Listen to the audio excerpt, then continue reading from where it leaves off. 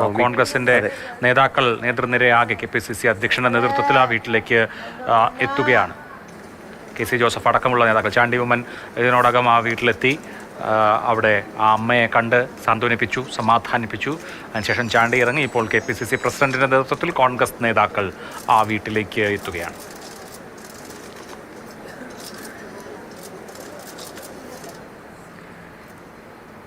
ബിന്ദുവിൻ്റെ ബന്ധുക്കളടക്കം പൊട്ടിക്കരഞ്ഞുകൊണ്ടാണ് മാധ്യമങ്ങളോടും കാര്യങ്ങൾ പ്രതികരിച്ചത്. നമ്മൾ ആ പ്രതികരണങ്ങൾ തേടുന്നത് പോലും എന്താണ് അവരുടെ ജീവിത പരിസരം, അവർ കടന്നുപോയ വഴികൾ ഏതൊക്കെയാണ് എന്നറിയാനാണ്. അത്തരം ആളുകളുടെ പ്രതികരണങ്ങളിലൂടെയാണ് നമ്മൾക്കത് ജനങ്ങളിലേക്ക് എത്തിക്കാൻ കഴിയുക. ആ പ്രതികരണങ്ങളിലുമുണ്ട് ആ കുടുംബം അനുഭവിച്ച വേദന, ബിന്ദു മുന്നോട്ട് കൊണ്ടുപോയിരുന്ന ജീവിതത്തിൻ്റെ പ്രതിസന്ധികൾ ഒക്കെ ആ വാക്കുകളിലുണ്ട്. എല്ലാവരും ഒരുമിച്ച് നിൽക്കണം ആ കുടുംബത്തിനൊപ്പം എന്നൊരു വലിയ അപേക്ഷ കൂടിയാണ് ബന്ധുക്കൾ മുന്നോട്ട് വയ്ക്കുന്നത്. ഇപ്പോൾ KPCC പ്രസിഡന്റും അതുപോലെ തന്നെ PC വിഷ്ണുനാഥും അടക്കമുള്ള ആളുകൾ അങ്ങോട്ട് എത്തുകയാണ്. അതാണ് നമ്മൾ തത്സമയം കാണുന്നത്. ഷാനിമോൾ ഉസ്മാൻ നേരത്തെ തന്നെ അവിടെയുണ്ട്. KC ജോസഫ് അടക്കമുള്ള നേതാക്കൾ, PC വിഷ്ണുനാഥ്, അതുപോലെ തന്നെ സണ്ണി ജോസഫ്, VP സജീന്ദ്രൻ അടക്കമുള്ള നേതാക്കൾ വീട്ടിൽ എത്തിയിരിക്കുകയാണ്.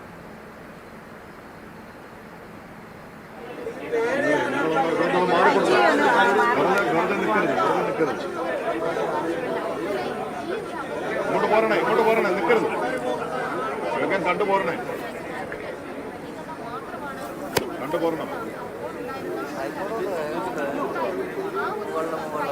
വേഗം പോരണേ, അവിടെ നിൽക്കരുത്, ഇങ്ങോട്ട് പോരും.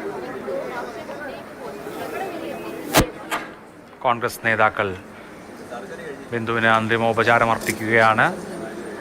KPCC പ്രസിഡന്റ് സണ്ണി ജോസഫ്, അധ്യക്ഷൻ PC Vishnunath, VP Sajeendran, KP Anilkumar, Shanimol Usman, VP Sajeendran അടക്കമുള്ള നേതാക്കൾ. KC ജോസഫും ഉണ്ട്. കോൺഗ്രസിൻ്റെ നേതൃനിരയാകെ അവിടേക്ക് എത്തിയിരിക്കുകയാണ്.